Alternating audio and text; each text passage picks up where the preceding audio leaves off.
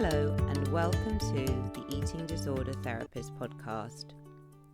This is a podcast to help you find peace with food and to overcome disordered eating. I'm Harriet Frew, aka the Eating Disorder Therapist, and I'm so excited to share with you some personal stories, inspiring tips, helpful information and guest interviews to support you on your journey in finding peace with food. Today is podcast number 3, and my subject is all about how to reintroduce forbidden foods or foods that you've been avoiding back into your eating plan. And I'm going to share my top 3 tips for doing this. So I'm talking here about reintroducing foods in a managed way, so you're not overeating or binge eating on these foods. Now, when you're in recovery from serial dieting or an eating disorder, you probably know that allowing yourself to eat these foods is a helpful thing to do. You might have read about intuitive eating. You realise that it's not sustainable or enjoyable to continue with the old pattern of restriction. But knowing this is one thing, but actually doing it can be another thing altogether. Because if you've been restricting your eating, dieting or cutting out a food group, you might be absolutely terrified about eating these foods. They probably induce high levels of guilt, anxiety and panic, and you're probably petrified that you might start to eat them uncontrollably or that something drastic is going to happen to your weight. So I remember myself when I was in the early stages of recovery. I'd mainly managed to stop purging, and that was so positive, but my eating was still disordered. I would regularly fall into a pattern of being a bit too restrictive throughout the day, probably not eating enough carbohydrates or enough energy-dense foods, too many salads and soups, and then by the evening I'd be over hungry. So I'd eat my normal dinner and follow this with something sweet, something like chocolate. But then I would regularly, after finishing the chocolate, want to eat more sweet foods. One dessert was not enough. So I would often eat several sweet foods in succession, feel guilty for doing this, and then follow the same pattern again the next day, going back to being overly restrictive to compensate for the night before. This cycle I was in reinforced my belief that I couldn't eat certain foods without losing control around them. I was fearful of the foods and didn't have any trust in myself to manage eating them. So this brings me nicely on to tip 1. So tip number 1, give yourself genuine permission to eat all foods. And I mean all foods, every single food that is available. Now, this is predominantly a mindset issue. The old eating disorder mindset leans towards restrictive eating, whatever the cost to your poor body. The old eating disorder mindset is often very black and white. Some foods will be perceived as good, clean, healthy, permissible, and these will generally be the ones with a high water content, low calorie foods, and fruit and vegetables. Other foods will be seen as bad, forbidden, dirty, unhealthy, and to be avoided. And these tend to be the higher fat, higher sugar, convenience foods. But I think it's worth saying that everyone's individual good and bad foods can be quite different. So the old eating disorder mindset dictates that you will spend a good deal of your time working to stay within the good food list. When you're doing this, you might feel happier and more in control. However, you might also feel really quite miserable and deprived, as it leaves you with a pretty restrictive intake. And inevitably, if you're trying to stick to the good foods, you're very likely to have episodes of overeating, losing control of eating, or binge eating when you find yourself eating foods from the bad list. When you do this as well, it's often unplanned or happens out of the blue. And you then probably feel really guilty, ashamed, and anxious for losing control. And afterwards, you resort to following the rules even more closely and ramping up the control again. So this old eating disorder mindset leads from a place of scarcity and fear. It doesn't work because you never feel good enough with your eating, and you constantly are being judged for breaking your food rules. So with the new any food is genuinely permitted mindset, that is quite a mouthful, this takes you away from the dichotomous black and white thinking around food. It takes you away from the polarised saint or sinner feelings about what you're eating. Because isn't it a bit crazy that we attach such strong guilt and punishment towards eating? Guilt is an appropriate emotion to stop us from murdering people, but it's not appropriate in relation to eating a cupcake.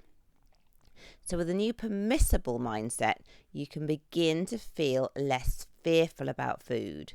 Your eating is no longer reactive. And what I mean by this is because we know that when foods are off limits, this means that you are either having to ramp up the restriction to avoid the foods, and this means a lot of food preoccupation, or you are rebelling against the food rules and eating everything in sight, knowing that you'll be starting the diet again tomorrow. The eating disorder mindset, it really doesn't work. So people often say, I'm just going to eat everything if I have genuine permission to do so. The paradox is, though, that once you free your mind from the prison of restrictive eating, you can become more relaxed around food. On day one, you might want to eat several cookies, whatever it is that you haven't been allowing yourself. But are you really going to be wanting to eat cookies all day 2 days later? If you are genuinely allowing yourself the freedom to eat them, it's really likely not. So today, I'm someone who can have 2 squares of chocolate or an almond croissant or a chocolate cupcake or 2. And it's really not a big deal. I don't need to go on and eat any more because I have permission to eat these foods at any point. Therefore, I can choose to eat them when I truly desire them. And it's taken me a while to get to the point where I really feel I am in that genuine permission to eat all foods mindset. But the more you allow yourself to eat a range of foods and the less you follow the strict rules, the more you will start to find freedom with food. And it just takes practice. You can't kind of think about it too much. Actually, doing the do is what creates the change. Okay, so this leads me on to my number 2 tip. And this is that when you're introducing foods, do this just one food at a time. Okay, so when you think about introducing a forbidden food, this can feel completely overwhelming. You might not know where to even begin with this. You can feel like a kid in a candy store and want to eat everything at once.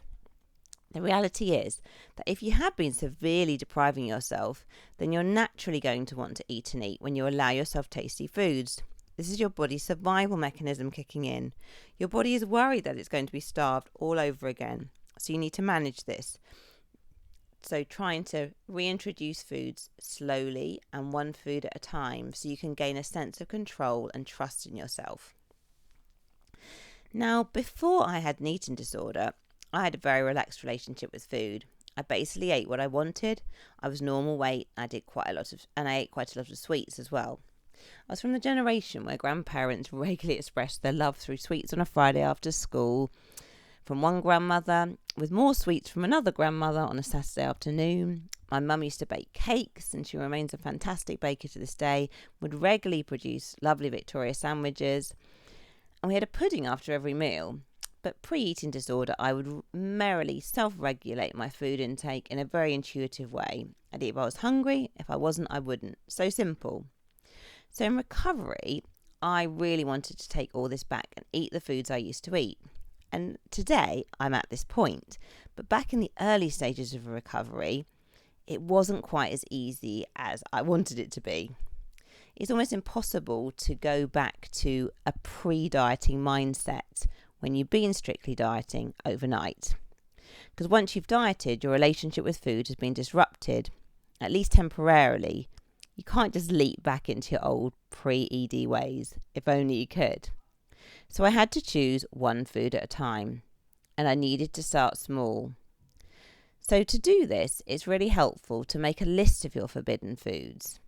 Now for me, these were foods like crisps, chocolate cakes, pizza, fish and chips, ice cream, any takeaway, any food really that was high in fat or sugar.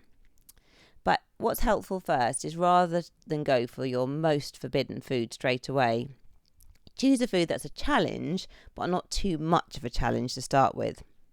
So, for example, if pizza is your absolutely number one terrifying food, it might be best to start with something a bit less daunting. And it's not a great idea to introduce several foods in one go.